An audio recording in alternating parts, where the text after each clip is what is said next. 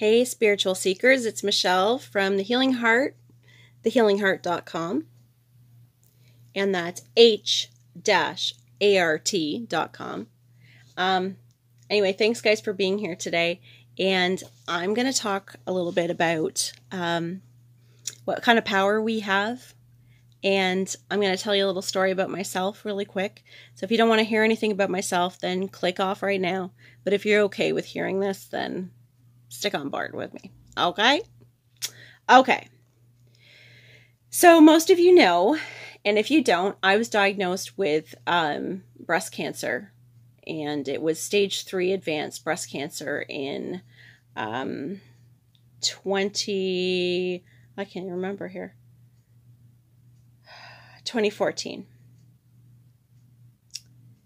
So I just went to the doctor last week. And I've been followed by a study. I was part of a, they call it the Catherine trial, and it's been a study that they've had at the cancer clinic here in London.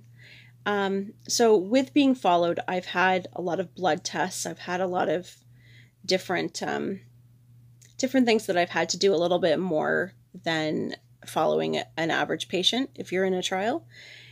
And anyway, I went to my doctor, not my oncologist. I went to my doctor this past Monday, and I've taken a couple days to think about this before I've done the video because I wanted to gather my thoughts on what to say.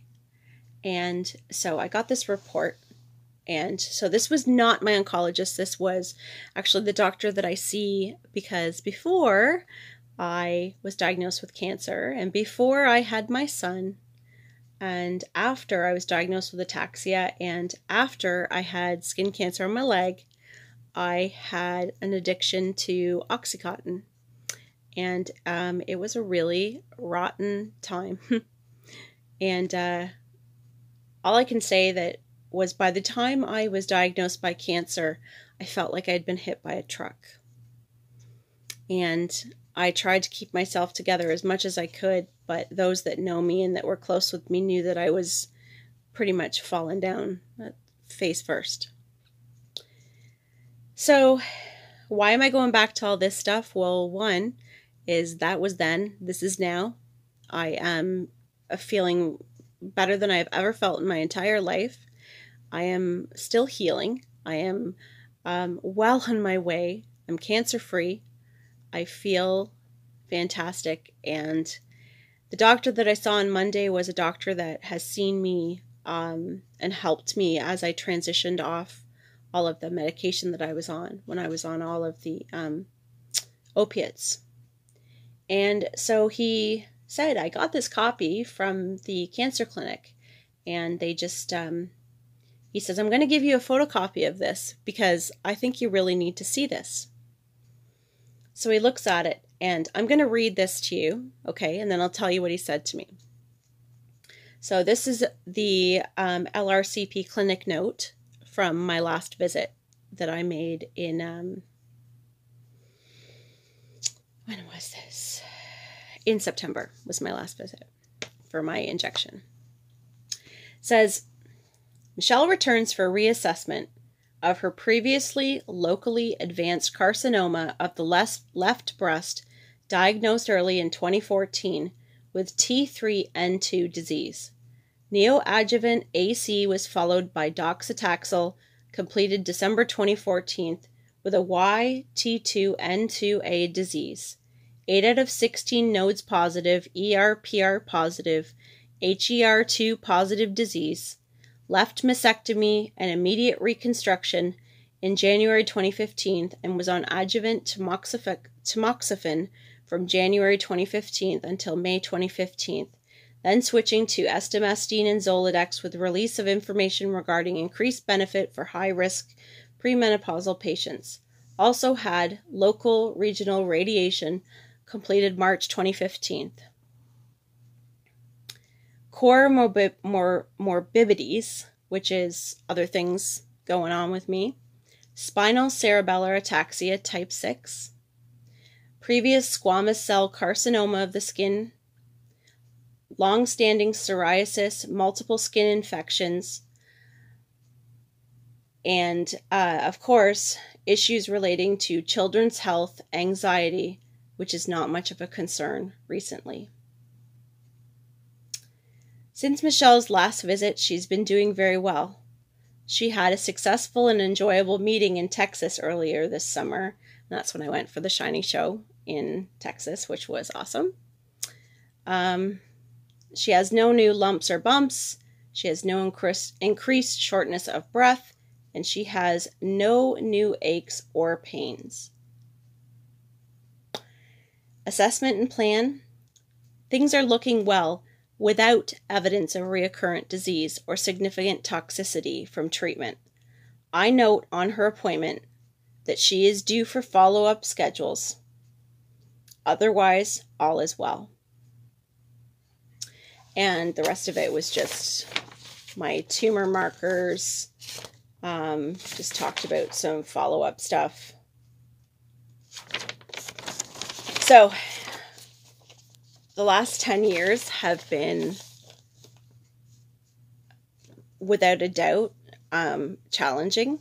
And I don't think that anybody can really understand behind closed doors what my family has been through, what my husband and I and my kids have been through, what my parents and what my in-laws have been through. It has been a really long, hard road.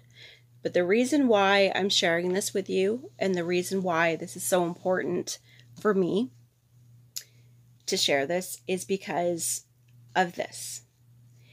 When I was diagnosed with cancer, after the other things that I had been diagnosed with and had been through, I can remember laying down in bed and staring at the ceiling and just shaking my head and saying, so this is it. I thought I was so much more than this. I thought I had all of these big plans. I thought I was going to do something with my life. I thought. And I just was like, it's over. It's done. I'm going to die. They don't even know if I'm going to live. I'm going to die. And my little girl, who's 13 now, but she came into me and she said, Mom, she goes, like, I'm scared. Are you going to die? And of course, I don't think any parent wants to tell their kid that they're going to die, whether they think they are or not. And I said, no, absolutely not. I'm not going to die. And in that moment, I watched her walk away completely satisfied because she believed me and she trusted me.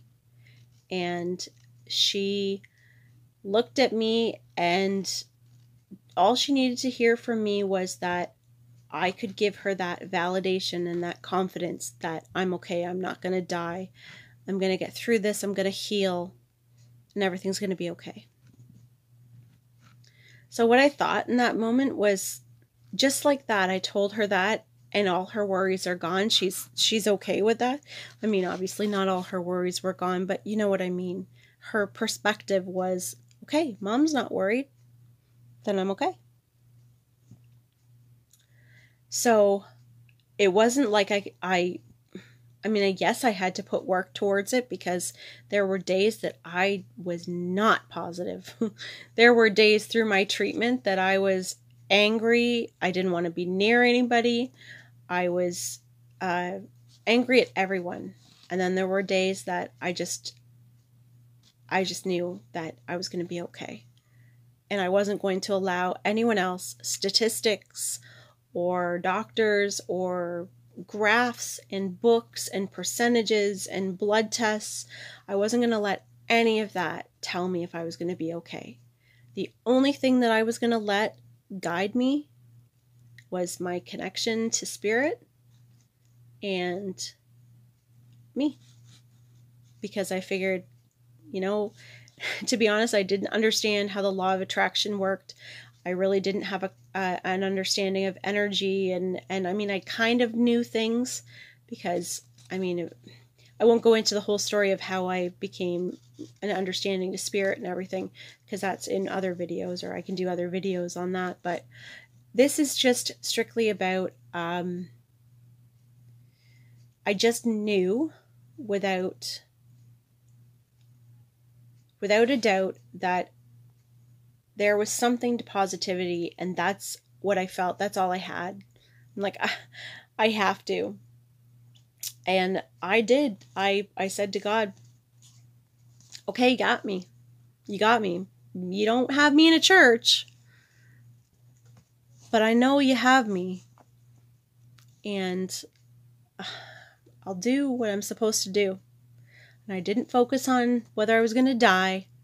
I didn't even think about that. I focused on living. I stopped focusing on small things that don't matter. I started focusing more on the things that do matter. I stopped focusing on whether my house was perfect, on whether my lawn was perfect, or all those things that don't really matter. Don't matter. Because any one of us, and any of us, and I'm sure if you're listening to this, you've experienced something in your life, or you've lost somebody in your life, and it's changed everything. And we have to learn to live and appreciate. So basically what this is I'm just saying that you can have a lot of things happen in your life. You can look around and things can look really shitty. And it doesn't mean that that's it. It doesn't mean that's over. It means that it's time for a change. It means that there's something to miracles do really happen. Which brings me back to what my doctor said. So the whole explanation of this was because my doctor had this paper and said, he read that part to me that I just read to y'all. And he said, you know what, Michelle? You are a miracle. Based on everything that you've been through, based on all of the medication you were on, and what you've been through in such a short period of time, you shouldn't be here. And look at you. You are. And you're doing well. And that's pretty amazing. And because of that is why I'll do as many videos as I feel necessary. I'll write. I'll keep on doing what I'm doing, channeling the spirit. And it doesn't matter what anyone else thinks. It doesn't matter if anyone else agrees. Because I know that there's people that are touched by it every day. I know that people are reaching more and more for who they truly are. And I think that there are miracles happening around us all the time. And it's all about whether we're looking for them or we're willing to accept that maybe we need to change. Because I know that me getting cancer was a big wake-up call for me. And it was time for me to make some big changes. And I'm still working on them. I'm on a process too. And the biggest promise I made to myself is I'm going to be true to who I am. And I'm not going to apologize about it. I'm just going to be true to who I am, and I'm going to just keep going forward. And that's my message to you today. No matter what's going on in your life, no matter how it is. I love you. I'm here for you. And you have the power within you to make things okay. On that note, my friends, I will check you later. Love you all. Bye.